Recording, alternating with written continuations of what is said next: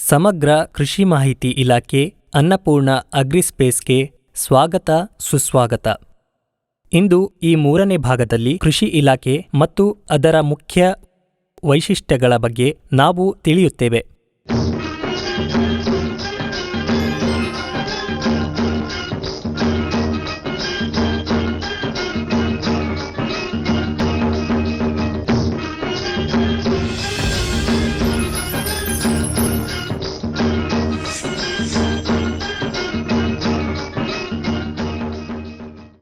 ಪ್ರತಿಯೊಬ್ಬ ರೈತರು ಭೂಮಿಯಲ್ಲಿ ಬಿತ್ತನೆ ಮಾಡುವ ಮೊದಲು ಭೂಮಿಯನ್ನು ತಿಳಿದುಕೊಂಡು ಕೃಷಿ ಮಾಡಬೇಕು. ಭೂಮಿಯ ಮುಖ್ಯ ಗುಣಲಕ್ಷಣಗಳು ಯಾವುವು? ಬೀಜಗಳನ್ನು ಬಿತ್ತುವ ಮೊದಲು ಆ ಗುಣಲಕ್ಷಣಗಳು ನೆಲದಲ್ಲಿ ಇದೆಯೇ ಅಥವಾ ಇಲ್ಲವೇ ಎಂಬುದನ್ನು ನೋಡಬೇಕು. ಬಿತ್ತನೆ ಮಾಡುವ ಮೊದಲು ಈ ತಪಾಸಣೆಗಳನ್ನು ಮಾಡದೆ ಬೀಜಗಳನ್ನು ಖರೀದಿಸುವುದು ಸಹ ಮಾಡಬಾರದು. ಜಮೀನು ನೋಡಿಕೊಂಡು ಬೇಸಾಯ ಆರಂಭಿಸಬೇಕು. ಅರ್ಥಾತ್ ಭೂಮಿಗೆ ಅಗತ್ಯವಿರುವ ಗುಣಗಳಿವೆಯೇ ಅಥವಾ ಇಲ್ಲವೇ ಮತ್ತು ಇದ್ದರೆ ಎಷ್ಟು ಎಂದು ಪರೀಕ್ಷಿಸಿದ ನಂತರವೇ ಕೃಷಿ ಮಾಡಬೇಕು. ಭೂಮಿಯ 5 ಮುಖ್ಯ ಲಕ್ಷಣಗಳಿವೆ. 1.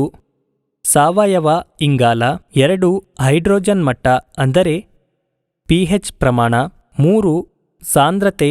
4. ಸೂಕ್ಷ್ಮಜೀವಿಗಳು ಅಂದರೆ ಸಸ್ಯಕ್ಕೆ ಪ್ರಯೋಜನಕಾರಿ ಸೂಕ್ಷ್ಮಜೀವಿಗಳು. 5. ಪೋಷಕಾಂಶಗಳು. ನಾವು ಮೊದಲು ಈ 5 ಗುಣಲಕ್ಷಣಗಳನ್ನು ಪರೀಕ್ಷಿಸಬೇಕು ಮತ್ತು ನಂತರ ಮಾತ್ರ ಬಿತ್ತಬೇಕು. ಈ 3ನೇ ಭಾಗದಲ್ಲಿ ಈ 5 ಗುಣಲಕ್ಷಣಗಳು ಯಾವ ಪ್ರಮಾಣದಲ್ಲಿ ಇರಬೇಕೆಂದು ನಾವು ನೋಡುತ್ತೇವೆ. ಪ್ರಥಮ, ಸಾವಯವ ಇಂಗಾಲ. ಕಳೆದ 30 ವರ್ಷಗಳಿಂದ ರಾಸಾಯನಿಕ ಗೊಬ್ಬರ ಬಳಸುತ್ತಿದ್ದೇವೆ. ಸಾವಯವ ಗೊಬ್ಬರವನ್ನು ಕಡಿಮೆ ಬಳಸಲಾರಂಭಿಸಿದ್ದೇವೆ. ಇದು ಮಣ್ಣಿನಲ್ಲಿ ಸಾವಯವ ಇಂಗಾಲದ ಪ್ರಮಾಣವನ್ನು ಕಡಿಮೆ ಮಾಡಿತು. ಈ ಸಾವಯವ ಇಂಗಾಲ 2-4ರಷ್ಟು ಇರಬೇಕು. ನೀವು ಎಂದಾದರೂ ನಿಮ್ಮ ಭೂಮಿಯನ್ನು ಪರೀಕ್ಷಿಸಲು ಬಯಸಿದರೆ ಇಂಗಾಲದ ಪ್ರಮಾಣವನ್ನು ಪರಿಶೀಲಿಸಬೇಕು. ಇಂಗಾಲದ ಪ್ರಮಾಣವು 2-4% ಇರಬೇಕು. ಆಗ ಮಾತ್ರ ಇಳುವರಿ ಅಧಿಕವಾಗಿರುತ್ತದೆ ಮತ್ತು ಸಸ್ಯವು ಎಲ್ಲಾ ಕೀಟಗಳನ್ನು ತಡೆದುಕೊಳ್ಳುತ್ತದೆ. ನಾವು ಇಂಗಾಲದ ಪ್ರಮಾಣವನ್ನು 2-4% ಇರಿಸಿಕೊಳ್ಳಲು ಪ್ರಯತ್ನಿಸಬೇಕು. ಇದನ್ನು ಮಣ್ಣಿನಲ್ಲಿ ಕಾಪಾಡಿಕೊಳ್ಳಲು ಸಾವಯವ ಗೊಬ್ಬರಗಳನ್ನು ಬಳಸಬೇಕು. ಸಾವಯವ ಗೊಬ್ಬರಗಳು ಉದಾಹರಣೆಗೆ ಹಸುವಿನ ಸಗಣಿ ಮತ್ತು ಕ್ಯಾಸ್ಟರ್ ಪೌಡರ್ ಮತ್ತು ಹುಲ್ಲು ಮತ್ತು ಕೋಳಿ ಹಕ್ಕಿಗಳಂತಹ ಇತರ ನೈಸರ್ಗಿಕ ವಸ್ತುಗಳನ್ನು ಬಳಸಬಹುದು. ಅಥವಾ ಕಾರ್ಬನ್ ಭರಿತ ರಸಗೊಬ್ಬರಗಳು ಮಾರುಕಟ್ಟೆಯಲ್ಲಿ ಲಭ್ಯವಾಗಲು ಪ್ರಾರಂಭಿಸಿವೆ. ಪ್ರತಿಭಾ ಬಯೋಟೆಕ್ ಪುದಾಮಿಯವರ ಇದು 50% ಕಾರ್ಬನ್ ಹೊಂದಿರುವ ಏಕೈಕ ಉತ್ಪನ್ನವಾಗಿದೆ. ಪ್ರತಿಭಾ ಬಯೋಟೆಕ್ನ ಪುಡಮಿಯಲ್ಲಿ 50% ಇಂಗಾಲವಿದೆ. ಸಣ್ಣ ಧಾನ್ಯಗಳ ರೂಪದಲ್ಲಿ ಉಳಿದಿದೆ. 1 ಎಕರೆಯಲ್ಲಿ ಕೊಯ್ಲಿಗೆ 90ರಿಂದ 120 ದಿನಗಳು 40 kgವರೆಗೆ ಬಳಸಬೇಕಾಗುತ್ತದೆ. 150ರಿಂದ 180 ದಿನಗಳ ಬೆಳೆ ಇದ್ದರೆ 1 ಎಕರೆಯಲ್ಲಿ 60 kg ಪುಡಾಮಿ ಬಳಸುವುದರಿಂದ ಸಾಕಷ್ಟು ಪ್ರಮಾಣದ ಇಂಗಾಲವು ದೊರೆಯುತ್ತದೆ. ಇಂಗಾಲದ ಪ್ರಮಾಣವು ಪೂರ್ಣವಾಗಿ ಉಳಿದರೆ ಸಸ್ಯದ ಜೀವನ ಚಕ್ರವು ಪೂರ್ಣಗೊಳ್ಳುತ್ತದೆ. ಕಾರ್ಬನ್ ಸಾಕಷ್ಟು ಇರುವಾಗ ಎಲ್ಲ ಇತರ ಅಗತ್ಯ ಘಟಕಗಳೊಂದಿಗೆ ನೆಲವನ್ನು ತಲುಪುತ್ತದೆ. ಅದರ ನಂತರ ಎರಡನೆಯದಾಗಿ ಮಣ್ಣಿನ pH ಹೈಡ್ರೋಜನ್ಗೆ ಅಗತ್ಯವಿರುವಷ್ಟು ಇರಬೇಕು. ನಾವು ಗಂಭೀರವಾಗಿ ತೆಗೆದುಕೊಳ್ಳಬೇಡಿ. ಅನೇಕ ರೈತರಿಗೆ pH ಎಂದರೇನು ಎಂದು ತಿಳಿದಿಲ್ಲ. ಅಂದರೆ ಭೂಮಿಯಲ್ಲಿರುವ ಜಲಜನಕದ ಪ್ರಮಾಣ ಎಷ್ಟು ಬೇಕೋ ಅಷ್ಟು. ಇದನ್ನು 1ರಿಂದ 14ರವರೆಗೆ ಅಳೆಯಲಾಗುತ್ತದೆ. ನಮ್ಮ ಕೃಷಿ ಭೂಮಿಯು pH 6.5ರಿಂದ 7.5ರ ನಡುವೆ ಮಾತ್ರ ಇರಬೇಕು. ಇದು 7.5ಕ್ಕಿಂತ ಹೆಚ್ಚಿದ್ದರೆ ಈ ಭೂಮಿಯನ್ನು ಕ್ಷಾರೀಯ ಭೂಮಿ ಎಂದು ಕರೆಯಲಾಗುತ್ತದೆ. ಇದರಲ್ಲಿ ಬೆಳೆ ಸರಿಯಾಗಿ ಬೆಳೆಯುವುದಿಲ್ಲ. ಹೈಡ್ರೋಜನ್ ಮಟ್ಟ 6.5ಕ್ಕಿಂತ ಕಡಿಮೆ ಇರುವ ಭೂಮಿಯನ್ನು ಆಮ್ಲೀಯ ಭೂಮಿ ಎಂದು ಕರೆಯಲಾಗುತ್ತದೆ.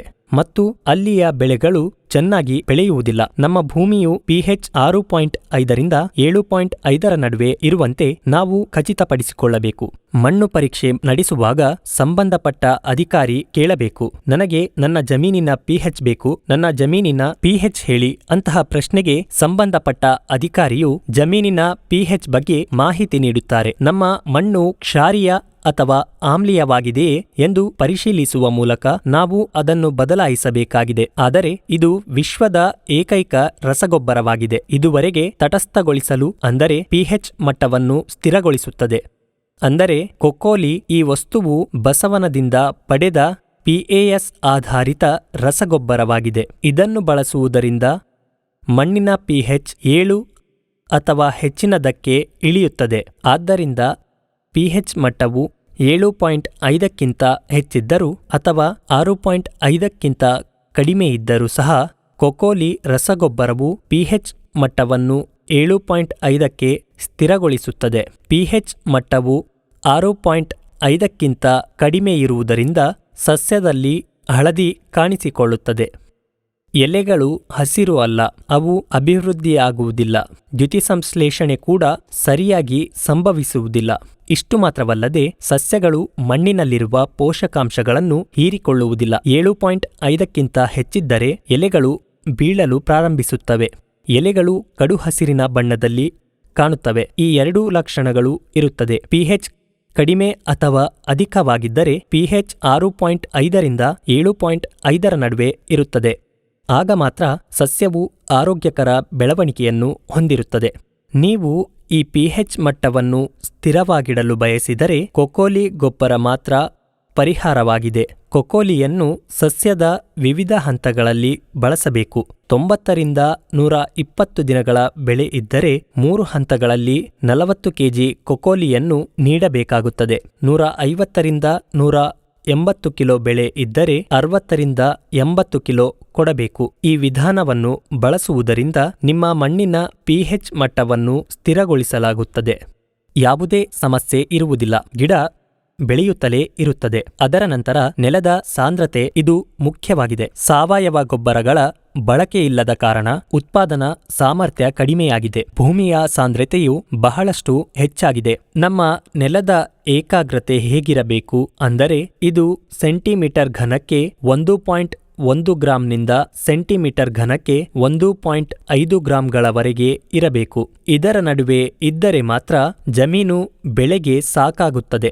ಜಮೀನುಗಳಲ್ಲಿ ಸಾಕಷ್ಟು ತೇವಾಂಶವಿದೆ. ಇದನ್ನು ನಾವು ಹೇಗೆ ತಿಳಿಯಬಹುದು? ಏಕೆಂದರೆ ಅಳತೆ ಮಾಡುವುದು ಸ್ವಲ್ಪ ಕಷ್ಟ. ಪ್ರಯೋಗಾಲಯದಲ್ಲಿ ಪರೀಕ್ಷಿಸುವ ಮೂಲಕ ಎಷ್ಟು ತೇವಾಂಶವಿದೆ ಎಂದು ನಾವು ಹೇಳಬಹುದು. ಆದರೆ ನೀವು ಅರ್ಥ ಮಾಡಿಕೊಂಡಿದ್ದೀರಿ. ನಾನು ನಿಮಗೆ ಹೀಗೆ ಹೇಳುತ್ತೇನೆ. 1 ಲೀಟರ್ ಧಾರಕವನ್ನು ತೆಗೆದುಕೊಳ್ಳಿ. ಈ ವಿಭಾಗದಲ್ಲಿ ಸ್ವಲ್ಪ ತೇವಾಂಶವೂ ಇರುವುದಿಲ್ಲ. ಇಂತಹ ಒಣಮಣ್ಣನ್ನು ತೆಗೆದುಕೊಂಡು ಅದರಲ್ಲಿ ಕೃಷಿ ಮಣ್ಣು ತುಂಬಿಸಿ ನೆಲದ ಮೇಲೆ ಹರಡಿ. ಗಾಳಿ ತಾಗದ ಹಾಗೆ ಹರಡಬೇಕು. ಅದರ ತೂಕವನ್ನು ನೋಡಿದ ನಂತರ ಮಣ್ಣು 1100 ಗ್ರಾಂನಿಂದ 1500 ಗ್ರಾಂವರೆಗೆ ಆಗಿರಬೇಕು. ಸಸ್ಯದ ಬೇರಿನ ವ್ಯವಸ್ಥೆಯು ಸರಿಯಾಗಿ ಹರಡಿದಾಗ ಸಸ್ಯವು ಚೆನ್ನಾಗಿ ಬೆಳೆಯುತ್ತದೆ. ಬೇರುಗಳನ್ನು ಮಣ್ಣಿನಲ್ಲಿ ಚೆನ್ನಾಗಿ ಹರಡುವುದರಿಂದ ಸಸ್ಯವು ಉತ್ತಮ ಪೋಷಕಾಂಶಗಳನ್ನು ಪಡೆಯುತ್ತದೆ. ಇದರ ಸಾಂದ್ರತೆಯು 1.1ರಿಂದ 1.5ರವರೆಗೆ ಇರಬೇಕು. ಆದರೆ ಸಾವಯವ ಗೊಬ್ಬರ ತ್ಯಜಿಸಿ ರಾಸಾಯನಿಕ ಗೊಬ್ಬರಗಳನ್ನು ಹೆಚ್ಚಿನ ಪ್ರಮಾಣದಲ್ಲಿ ಬಳಸುವುದರಿಂದ ಭಾರೀ ಮಣ್ಣಿನ ಸಾಂದ್ರತೆ ಹೆಚ್ಚು, ಮಣ್ಣು ಗಟ್ಟಿಯಾಗಿದೆ. ಈ ಕಾರಣಕ್ಕಾಗಿ ಮೂಲ ವ್ಯವಸ್ಥೆಯು ಹರಡಲು ಸಾಧ್ಯವಿಲ್ಲ. ಬೇರುಗಳು ಹೆಚ್ಚು ದೂರ ಹರಡಲು ಅವಕಾಶವನ್ನು ಪಡೆಯುವುದಿಲ್ಲ. ಮಣ್ಣು ಗಟ್ಟಿಯಾಗಿರುವುದರಿಂದ ಸೂರ್ಯನ ಬೆಳಕು ಮತ್ತು ಸೂರ್ಯನ ಶಾಖವು ನೆಲವನ್ನು ತೂರಿಕೊಂಡ ನಂತರ ನೆಲದಲ್ಲಿನ ತೇವಾಂಶ ಆವಿಯಾಗುತ್ತದೆ. ಅರ್ಥಾತ್ ನೆಲದಲ್ಲಿ ಏಕಾಗ್ರತೆ ಹೆಚ್ಚುತ್ತದೆ. ನೀರನ್ನು ಉಳಿಸಿಕೊಳ್ಳುವ ಸಾಮರ್ಥ್ಯ ಕಡಿಮೆ. ಆದ್ದರಿಂದ ನೆಲದಲ್ಲಿ ಈ ಸಾಂದ್ರತೆಯನ್ನು ಸಂಪೂರ್ಣವಾಗಿ ನಿರ್ವಹಿಸಬೇಕು. ಸಾಂದ್ರತೆಗಳು 1.1ರಿಂದ 1.5ರವರೆಗೆ ಇರುತ್ತದೆ. ಅದೇ ರೀತಿ ನಾವು ಪ್ರಯತ್ನಿಸಬೇಕು. ಇದರ ನಂತರ ಸಾಂದ್ರತೆಯು 1.1 ಮತ್ತು 1.5ರ ನಡುವೆ ಇದ್ದಾಗ ಮಾತ್ರ ಗಾಳಿಯು ನೆಲವನ್ನು ತಲುಪಲು ಸಾಧ್ಯವಾಗುತ್ತದೆ. ಅರ್ಥಾತ್ ನೆಲದಲ್ಲಿ ಏಕಾಗ್ರತೆ ಇದ್ದಾಗ ಮಾತ್ರ ಗಾಳಿ ನೆಲವನ್ನು ತಲುಪುತ್ತದೆ. ಪ್ರಮುಖ ಗಾಳಿಯು ಬೇರುಗಳನ್ನು ತಲುಪುತ್ತದೆ. ಅಷ್ಟೇ ಅಲ್ಲ, ಮಣ್ಣಿನಲ್ಲಿರುವ ಸೂಕ್ಷ್ಮಾಣುಜೀವಿಗಳಿಗೂ ಪ್ರಾಣವಾಯು ಸಿಗುತ್ತದೆ. ಆದ್ದರಿಂದ ಏಕಾಗ್ರತೆಯು ಮಣ್ಣಿನಲ್ಲಿ ಅತ್ಯಗತ್ಯ ಅಂಶವಾಗಿದೆ. 4ನೇಯದು ಸೂಕ್ಷ್ಮಜೀವಿಗಳು. ನಾವು ಒಂದು ಹಿಡಿ ಮಣ್ಣನ್ನು ತೆಗೆದುಕೊಂಡಾಗ ನಾವು ಬೀಜಗಳನ್ನು ಬಿತ್ತುವ ಮತ್ತು ರಸಗೊಬ್ಬರಗಳನ್ನು ಸೇರಿಸುವ ಮಣ್ಣು ಎಂದು ನಾವು ಭಾವಿಸುತ್ತೇವೆ. ಆದರೆ ಅದು ಹಾಗಲ್ಲ. ನಮ್ಮ ಕೃಷಿ ಮಣ್ಣಿನಲ್ಲಿ ಲಕ್ಷಾಂತರ ಸೂಕ್ಷ್ಮಜೀವಿಗಳು ವಾಸಿಸುತ್ತವೆ. ಅದರಲ್ಲಿ ಕೆಲವು ಪ್ರಯೋಜನಕಾರಿ ಮತ್ತು ಕೆಲವು ಹಾನಿಕಾರಕವೂ ಆಗಿವೆ. ಮಣ್ಣಿನಲ್ಲಿ ಹೆಚ್ಚು ಪ್ರಯೋಜನಕಾರಿ ಸೂಕ್ಷ್ಮಾಣುಜೀವಿಗಳು ಇರಬೇಕು. ಅದರ ಸಂಖ್ಯೆ ಹೆಚ್ಚಿರಬೇಕು. ಸಸ್ಯಕ್ಕೆ ಹಾನಿಕಾರಕ ಬ್ಯಾಕ್ಟೀರಿಯಾಗಳು ಕಡಿಮೆ ಇರಬೇಕು. ಆದರೆ ಇತ್ತೀಚೆಗೆ ಇದು ನಡೆಯುತ್ತಿಲ್ಲ. ಮಣ್ಣಿನಲ್ಲಿ ಸಾವಯವ ಇಂಗಾಲದ ಪ್ರಮಾಣ ಗಣನೀಯವಾಗಿ ಕಡಿಮೆಯಾಗಿದೆ. ನಮ್ಮ ಮಣ್ಣಿನಲ್ಲಿ ಸಸ್ಯ ಪ್ರಯೋಜನಕಾರಿ ಸೂಕ್ಷ್ಮಾಣುಜೀವಿಗಳ ಆಹಾರವು ಕಡಿಮೆಯಾಗುತ್ತದೆ, ಏಕೆಂದರೆ ಸಾವಯವ ಇಂಗಾಲವು ಸಸ್ಯಕ್ಕೆ ಲಭ್ಯವಿಲ್ಲ. ಇದರಿಂದಾಗಿ ಅವುಗಳ ಸಂತಾನೋತ್ಪತ್ತಿ ಕಡಿಮೆಯಾಗುತ್ತದೆ. ಸಸ್ಯಕ್ಕೆ ಪ್ರಯೋಜನಕಾರಿ ಸೂಕ್ಷ್ಮಜೀವಿ ಬ್ಯಾಕ್ಟೀರಿಯಾ ಮತ್ತು ಇತರ ಬ್ಯಾಕ್ಟೀರಿಯಾಗಳು ಕ್ರಮೇಣ ಕಡಿಮೆ ಮತ್ತು ಸಂತಾನೋತ್ಪತ್ತಿ ಸಾಮರ್ಥ್ಯವನ್ನು ಕಡಿಮೆ ಮಾಡುತ್ತದೆ. ಈ ಕಾರಣದಿಂದಾಗಿ ಹಾನಿಕಾರಕ ಸೂಕ್ಷ್ಮಜೀವಿಗಳ ಸಂಖ್ಯೆ ಹೆಚ್ಚಾಯಿತು. ಹಾನಿಕಾರಕ ಸೂಕ್ಷ್ಮಾಣುಜೀವಿಗಳ ಆಹಾರ ಯಾವುದು? ಅವರ ಆಹಾರವು ಸಸ್ಯಗಳು ಮಾತ್ರ. ಬೇರುಗಳ ಸುತ್ತಲೂ ವಾಸಿಸುವ ಮೂಲಕ ಹಾನಿಕಾರಕ ಬ್ಯಾಕ್ಟೀರಿಯಾಗಳು ಬೇರುಗಳಲ್ಲಿರುವ ಪೋಷಕಾಂಶಗಳನ್ನು ತೆಗೆದುಕೊಂಡು ಹೋಗುತ್ತವೆ. ಆದ್ದರಿಂದ ನಾವು ಇದನ್ನು ಮಾಡಬೇಕು. ಹಾನಿಕಾರಕ ಬ್ಯಾಕ್ಟೀರಿಯಾಗಳನ್ನು ಕಡಿಮೆ ಮಾಡಬೇಕು ಮತ್ತು ಪ್ರಯೋಜನಕಾರಿ ಬ್ಯಾಕ್ಟೀರಿಯಾವನ್ನು ಹೆಚ್ಚಿಸಬೇಕು.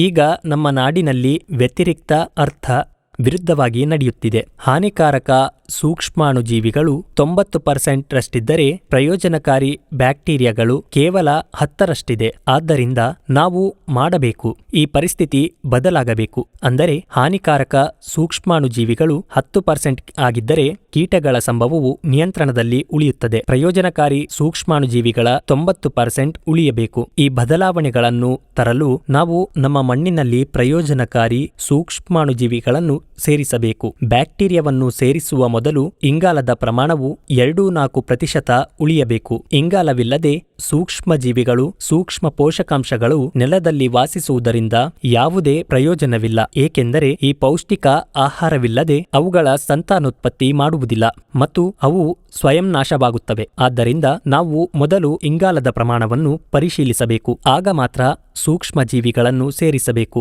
ಉದಾಹರಣೆಗೆ Trichoderma viride, Trichoderma harzianum, Pseudomonas fluorescens, Bacillus subtilis, Bacillus megaterium ಇಂತಹ ಅನೇಕ ಸೂಕ್ಷ್ಮಾಣುಜೀವಿಗಳನ್ನು ಮಣ್ಣಿಗೆ ನೀಡಬೇಕು. ಹೀಗೆ ಮಾಡುವುದರಿಂದ ಹಾನಿಕಾರಕ ಸೂಕ್ಷ್ಮಾಣುಜೀವಿಗಳ ಬೆಳವಣಿಗೆ ನಿಲ್ಲುತ್ತದೆ ಮತ್ತು ಪ್ರಯೋಜನಕಾರಿ ಬ್ಯಾಕ್ಟೀರಿಯಾಗಳ ಸಂಖ್ಯೆ ಸ್ವಯಂಚಾಲಿತವಾಗಿ ಹೆಚ್ಚಾಗುತ್ತದೆ. ಇದು ಎಲ್ಲಾ ರೀತಿಯಲ್ಲೂ ಸಸ್ಯಕ್ಕೆ ರಕ್ಷಣಾತ್ಮಕ ಗುರಿಣಿಯಾಗಿ ಕಾರ್ಯನಿರ್ವಹಿಸುತ್ತದೆ.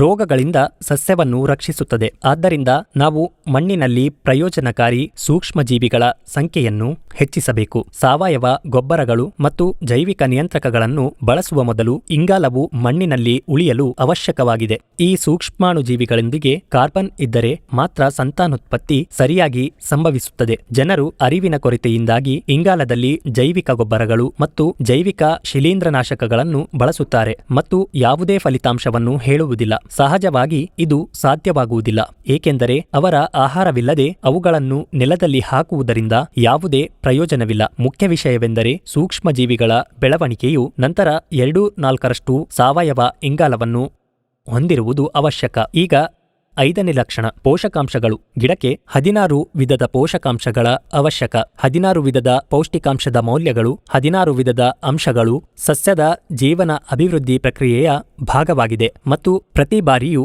ನಾವು ಯೂರಿಯಾ, DAP ಮತ್ತು ಪೊಟ್ಯಾಷಿಯಂ ಈ 3ರ ಹಿಂದೆ ಓಡುತ್ತೇವೆ. ಹಾಗಾಗಬಾರದು. ಸಸ್ಯಗಳಿಗೆ 16 ರೀತಿಯ ಸೂಕ್ಷ್ಮ ಪೋಷಕಾಂಶಗಳು ಅವಶ್ಯಕ. ಈ ಎಲ್ಲ 16 ರೀತಿಯ ಸೂಕ್ಷ್ಮ ಪೋಷಕಾಂಶಗಳು ನಮ್ಮ ಮಣ್ಣಿನಲ್ಲಿ ಇರಬೇಕು. ಈ ಎಲ್ಲ 5 ಗುಣಲಕ್ಷಣಗಳನ್ನು ಹೇರಳವಾಗಿ ಅಥವಾ ಪೂರ್ಣವಾಗಿ ಹೊಂದುವ ಮೂಲಕ ನಾವು ಯಾವುದೇ ವೈವಿಧ್ಯಮಯ ಫಾರ್ಮ್ ಅನ್ನು ಹೊಂದಬಹುದು. ಸಸ್ಯವು ಅವುಗಳನ್ನು ಸಹಿಸಿಕೊಳ್ಳುತ್ತದೆ ಮತ್ತು ಹವಾಮಾನ ಬದಲಾದರೂ ಉತ್ತಮ ಉತ್ಪನ್ನವನ್ನು ನೀಡುತ್ತದೆ. ಈ 16 ವಿಧದ ಪೋಷಕಾಂಶಗಳು ಯಾವುವು, ಅವುಗಳನ್ನು ಹೇಗೆ ಬಳಸಬೇಕು, ಯಾವ ಪ್ರಮಾಣದಲ್ಲಿ ಮತ್ತು ಯಾವ ಪರಿಸ್ಥಿತಿಗಳಲ್ಲಿ ಬಳಸಬೇಕು ಎಂಬುದನ್ನು ನಾವು 4ನೇ ವಿಭಾಗದಲ್ಲಿ ತಿಳಿಯುತ್ತೇವೆ. ಪ್ರತಿಯೊಬ್ಬ ರೈತರು ಈ 5 ಲಕ್ಷಣಗಳ ಬಗ್ಗೆ ತಿಳಿದಿರಬೇಕು. ಸಾವಯವ ಇಂಗಾಲವು 2-4% ಉಳಿಯಬೇಕು, ಆದರೆ ಪ್ರಸ್ತುತ 0.1 ರಿಂದ 0.2 ಇರುತ್ತದೆ. ಇಂಗಾಲವನ್ನು ಹೆಚ್ಚಿಸಲು ಇಂಗಾಲಭರಿತ ರಸಗೊಬ್ಬರಗಳನ್ನು ಬಳಸಬೇಕು. ಹಸುವಿನ ಸಗಣಿ ಗೊಬ್ಬರ, ಹುಲ್ಲು, ಕೋಳಿ ಹಕ್ಕಿ, ಕ್ಯಾಸ್ಟರ್ ಸ್ಟ್ರಾ ಇತ್ಯಾದಿಗಳನ್ನು ಬಳಸಬೇಕು. ಈ ವಸ್ತುಗಳು ನಿಮಗೆ ಲಭ್ಯವಿಲ್ಲದಿದ್ದರೆ ಪ್ರತಿಭಾ ಬಯೋಟಿಕ್ನಿಂದ ರಸಗೊಬ್ಬರ ಗ್ರ್ಯಾನ್ಯೂಲ್ ಲಭ್ಯವಿದೆ. ಇದು 50% ಇಂಗಾಲವನ್ನು ಹೊಂದಿರುತ್ತದೆ. ಅದನ್ನು ಬಳಸಿ. 2ನೇ, ಪಿಹೆಚ್ ಮಟ್ಟವು 6.5 ರಿಂದ 7.5 ನಡುವೆ ಇರಬೇಕು. ಅದಕ್ಕಿಂತ ಹೆಚ್ಚಾದರೆ ಕ್ಷಾರೀಯ ಮಣ್ಣು ಎಂದು, ಕಡಿಮೆಯಾದರೆ ಕ್ಷಾರೀಯ ಮಣ್ಣು ಎನ್ನುತ್ತಾರೆ. ಕ್ಷಾರೀಯ ಮತ್ತು ಅಮಾಲೀಯ ಮಣ್ಣಿನಲ್ಲಿ ಬೆಳೆಗಳು ಬೆಳೆಯುವುದಿಲ್ಲ. ಆದ್ದರಿಂದ ಪಿಹೆಚ್ ಮಟ್ಟವನ್ನು 6.5 ರಿಂದ 7.5 ನಡುವೆ ನಿಗದಿಪಡಿಸಬೇಕು. ಈ ದಿನಚರಿಯನ್ನು ಮಾಡಲು ಒಂದೇ ಒಂದು ಪರಿಹಾರವಿದೆ, ಅಂದರೆ ಕೊಕ್ಕೋಲಿಯನ್ನು ಮಾತ್ರ ಬಳಸಬೇಕು. ಈ ಏಕಾಗ್ರತೆಯ ನಂತರ ಈ ಎಲ್ಲ ಇಂಗಾಲ ಮತ್ತು ಸೂಕ್ಷ್ಮಾಣುಜೀವಿಗಳನ್ನು ನಾವು ನಿಯಂತ್ರಣದಲ್ಲಿಟ್ಟರೆ ನಮ್ಮ ಮಣ್ಣಿನಲ್ಲಿನ ಸಾಂದ್ರತೆಯು ಖಂಡಿತವಾಗಿಯೂ ನಿಯಮಿತವಾಗಿರುತ್ತದೆ ಮತ್ತು ಮಣ್ಣಿನ ಸಾಂದ್ರತೆಯು ಸೆಂಟಿಮೀಟರ್ ಘನಕ್ಕೆ 1.1 ಗ್ರಾಂನಿಂದ ಸೆಂಟಿಮೀಟರ್ ಘನಕ್ಕೆ 1.5 ಗ್ರಾಂಗಳವರೆಗೆ ಇರಬೇಕು. ಇದರ ನಂತರ ಸೂಕ್ಷ್ಮಜೀವಿಗಳು, ನಮ್ಮ ಸಸ್ಯಕ್ಕೆ ಪ್ರಯೋಜನವನ್ನು ಒದಗಿಸುವ ಸೂಕ್ಷ್ಮಾಣುಜೀವಿಗಳು ಹೆಚ್ಚು, ಅಂದರೆ 90% ಮತ್ತು ಹಾನಿಯುಂಟು ಮಾಡುವ ಸೂಕ್ಷ್ಮಜೀವಿಗಳು 10% ಆಗಿರಬೇಕು. ಇದನ್ನು ಪರಿಶೀಲಿಸುವುದು ಸ್ವಲ್ಪ ಕಷ್ಟ, ಆದರೆ ನೀವು ಇದನ್ನು ಸಹ ಮಾಡಬಹುದು. ಮಾರುಕಟ್ಟೆಯಲ್ಲಿ ಲಭ್ಯವಿರುವ ಎಲ್ಲಾ ಪ್ರಯೋಜನಕಾರಿ ಸೂಕ್ಷ್ಮಾಣುಜೀವಿಗಳನ್ನು ಸಾವಯವ ಇಂಗಾಲದೊಂದಿಗೆ ಬೆರೆಸಿ ಮಣ್ಣಿಗೆ ನೀಡಬಹುದು. ಇದನ್ನು ಪ್ರತಿ ವರ್ಷ ಮಾಡಬೇಕು.